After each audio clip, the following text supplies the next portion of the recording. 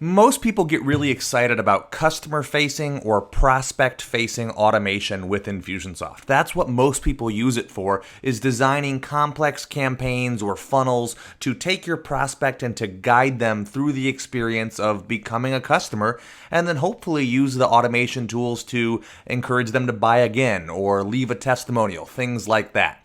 But I think that there's a whole nother side to automation that many businesses never touch at all, and that's the internal automation processes. So today I want to quickly go over this campaign that I use inside my own business, Monkey Pod Marketing, to follow up with guest authors for my blog. So it kind of begins right here. I have an internal form, right? And you can see it's an internal form, and it's just collecting some really simple information. So when I have a conversation with somebody about writing for my blog, I go to their contact record and I fill this out. The key elements here are blog subject, what they're going to write about, and a tentative blog due date. And I capture that due date with a date field. So it's a custom field, but it is a date field so that I can use the campaign field timers to follow up with them.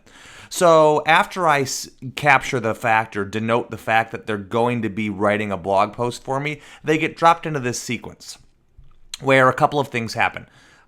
First, 2 weeks before the blog due date at 8:15 a.m., I send them an email. And it just says, hey, looking forward to publishing your blog post. Thanks for the information. Once you've written it, just send it over. Here's the due date and the subject. It's just a reminder, 2 weeks to go. And then the same thing with 1 week. 1 week before, I say, hey, in a couple of days here, you're going to be published on the Monkey Pod blog. Looking forward to it. And if for some reason that date passes, right, if they don't get it in by that date, a week after, I send them an email just saying, hey, what happened? No big deal, but I'd love an update. Down here, I've got a couple of tags. I'm removing blog contributor, and then I'm applying one for upcoming post. So they'll be tagged as an upcoming post, and then after I've received the post, right? So when they send it to me, presumably just through email, I come find their contact record and I apply this note saying blog post received. And I leave that blank so that I can put in any specifics about it, like either paste in a link to the Dropbox document or the email text that they may have written me.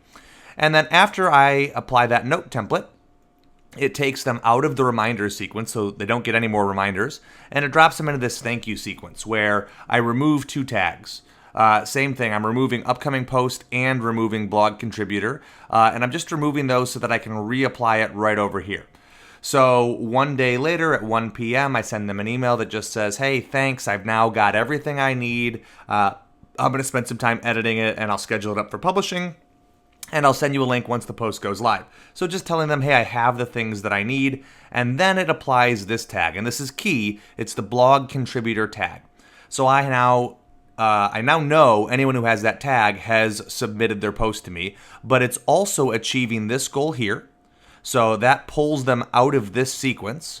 And it's achieving this goal up front, which puts them into the repeat poster sequence, which waits until 3 weeks after the blog post due date. And it says, hey, it's been almost a month. I'd love to have you write again. You're welcome back anytime. Let me know if you're interested in posting. And 7 weeks after, so 4 weeks later, it just reminds them again, hey, you're welcome to post again. I would love to have it. And here's some topics that I run posts on.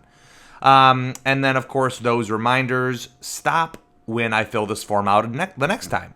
So this whole process is cyclical, but I built it because I realized I was doing a lot of manual follow-up with people. I'm trying to have about 1 guest post per week, and it just got kind of cumbersome to try and juggle all those balls to keep all those plates spinning. And so I realized that the process looked pretty similar for each person. So I built this internal workflow, and it's really straightforward, a pretty simple campaign.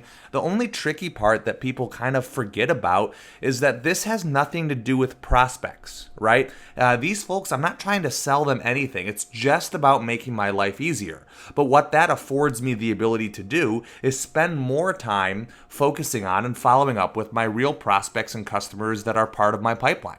So if you start to think about automation as one of those tools that takes other things off your plate to allow you to focus on the things that you should be focused on, then internal automation is really, really powerful. And hopefully this helps you out as well.